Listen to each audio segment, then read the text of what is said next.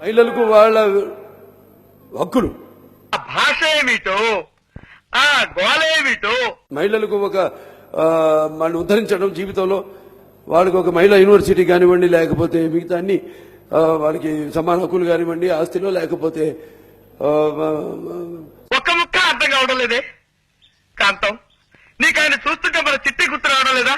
లేదండి. నేను చెప్పడం జరిగింది, ముందు మాట్లాడటం జరిగింది. దాని మీద ఒక సినిమా కూడా నాన్నగారు చేసే సినిమా. దయచేసి ఒక్కసారి గుర్తు తెచ్చుకో కాంతం.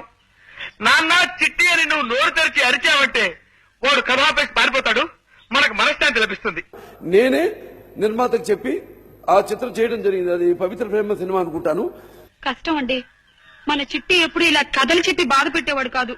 దాంట్లో నా వల్ల ఒక అన్యాయమైన స్త్రీ, నాకు తెలియకుండా ఆ అమ్మాయి అన్వేషణలో నేను ఆవిడకి ఒక గుడి కట్టించడం, ఆవిడ కోసం నేను మరికొన్న అదే సినిమా నేపథ్యంతో జరుగుతుంది సినిమా అంతా.